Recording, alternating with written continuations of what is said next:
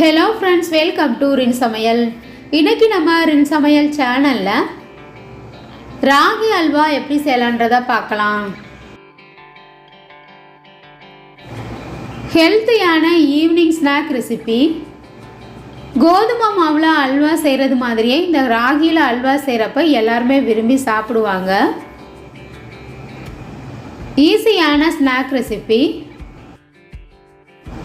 1 cup கேழ்வரகு மாவு இருந்தால் போதுங்க. இந்த ஈஸியான ஸ்வீட் ரெசிபியான ராகி அல்வாவை செஞ்சிடலாம். ரின் சமையல் சேனலை சப்ஸ்கிரைப் பண்ணிக்கோங்க. பக்கத்தில் இருக்க ஆளுன்ற பெல் ஐக்கானை கிளிக் பண்ணி வச்சுக்கிட்டிங்கன்னா நான் போடுற வீடியோ உடனே உங்களுக்கு நோட்டிஃபிகேஷனில் வந்துடும்.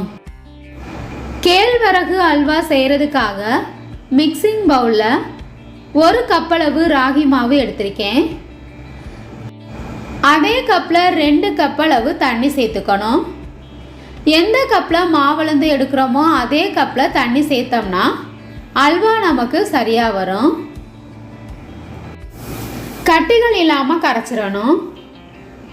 கேழ்வரகை ஊற வச்சுட்டு அதிலிருந்து பால் எடுத்து இந்த அல்வா செய்யலாம். இந்த மாதிரி இன்ஸ்டண்ட்டான அல்வா செய்கிறதுக்கு 1 கப் ராகி மாவு இருந்தால் போதுங்க. சட்டுன்னு இந்த அல்வாவை ரெடி பண்ணிடலாம். நல்லா இந்த மாதிரி கட்டிகள் இல்லாமல் கலந்து விட்டுறணும்.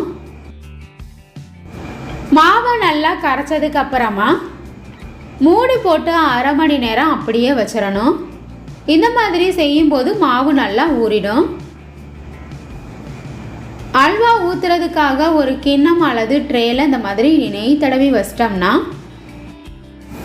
அல்வா ரெடியான உடனே ஊற்றுறதுக்கு ஈஸியாக இருக்கும். 1/2 மணி நேரம் ஆகிருச்சு. மாவும் நல்லா ஊறிடுச்சு. இந்த மாதிரி நல்லா கலந்து விட்டுறணும். ஊறினதுக்கு அப்புறமா மாவெல்லாம் அடியில் போய் தங்கிரும். தண்ணி மட்டும் மேலே இருக்கும். அதனால் நல்லா கலந்து விட்டுட்டு ஒரு மிக்சிங் பவுலில் வடிகட்டியை வச்சு வடித்து எடுத்துடணும். இதுக்கு பதிலாக காட்டன் கிளாத்தில் கூட வடிகட்டி எடுத்துக்கங்க. வடிகட்டும் போது சக்கை எல்லாம் வந்துடும். இப்போ இந்த சக்கை நமக்கு தேவையில்லை.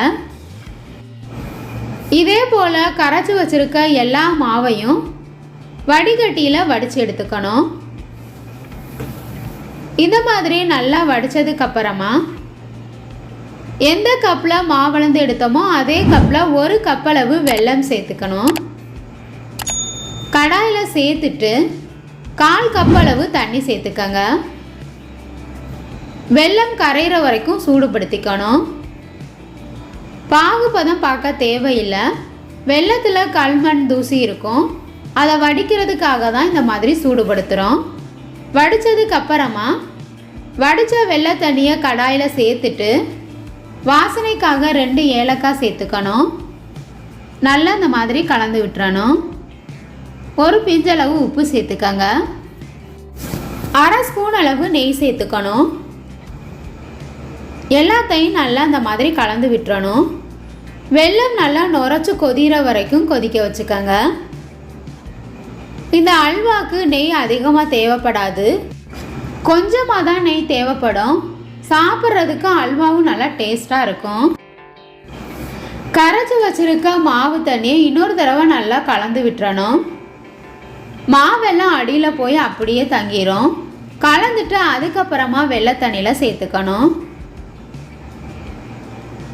நல்லா இந்த மாதிரி கையெடுக்காமல் கலந்துக்கிட்டே இருக்கணும்.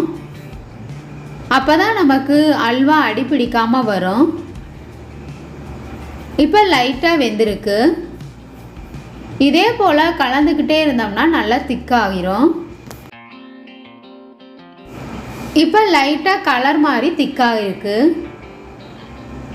இதே போல் கடாயில் ஒட்டாமல் நமக்கு நல்லா திரண்டு வரும். அது வரைக்கும் அடுப்பை மீடியம் ஃப்ளேம்லேயே வச்சுட்டு நல்லா கலந்துக்கிட்டே இருக்கணும். இப்போ இன்னும் ஒரு 1/2 ஸ்பூன் அளவு நெய் சேர்த்துக்கலாம். மொத்தமாக இந்த அல்வாவுக்கு நான் 1/2 ஸ்பூன் அளவு நெய் தான் சேர்த்தேன். ஒருவேளை உங்களுக்கு நெய் அதிகமாக சேர்க்குறது பிடிக்காது அப்படின்னா கம்மியாக சேர்த்துக்கங்க. 1 கப்பளவு ராகி மாவுக்கு 1 கப்பளவு வெல்லம் சரியான இனிப்பாக இருக்கும்.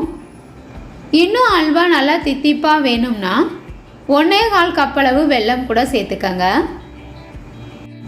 அல்வா நல்லா இனிப்பாக இருக்கும். இது கூட கொஞ்சமாக முந்திரி பருப்பை சேர்த்துக்கணும். முந்திரி பருப்பை கொஞ்சமாக நெய்யில் வறுத்துட்டு கூட சேர்த்துக்கலாம். நான் வறுக்காம தான் சேர்த்துருக்கேன். இந்த அல்வாவில் உங்களுக்கு விருப்பமான நட்ஸ் எதுவோ அதை சேர்த்துக்கங்க. முக்கால்வாசி நமக்கு அல்வா நல்லா திரண்டு வந்துருச்சு.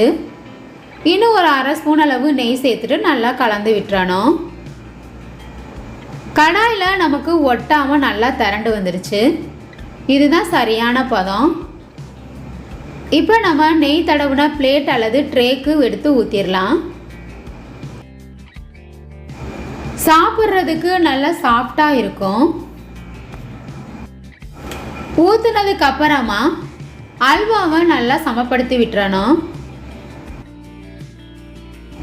நல்லா ஆறுனதுக்கு அப்புறமா தட்டில் கவிழ்த்து விட்டு எடுத்தோம்னா ஒட்டாமல் நமக்கு வந்துடும். வாயில் வச்சோனுமே கரையக்கூடிய ராகி அல்வா ரெடி ஆயிடுச்சு. ஈஸியான ஈவினிங் ஸ்நாக் ரெசிபி. இன்ஸ்டண்டான அல்வா உங்களுக்கு பிடிச்சிருந்ததுன்னா ரின் சமையல் சேனலை சப்ஸ்கிரைப் பண்ணிக்கோங்க ஃப்ரெண்ட்ஸ். வீடியோ பிடிச்சிருந்ததுன்னா மறக்காமல் ஒரு லைக் கொடுங்க ஃப்ரெண்ட்ஸ். கமெண்ட் பண்ணுங்கள், ஷேர் பண்ணுங்கள். பக்கத்தில் இருக்க ஆளுன்ற பெல் ஐகானை கிளிக் பண்ணி வச்சுக்கிட்டிங்கன்னா நான் போடுற வீடியோ உடனே உங்களுக்கு நோட்டிஃபிகேஷன்லாம் வந்துடும். Thank you friends.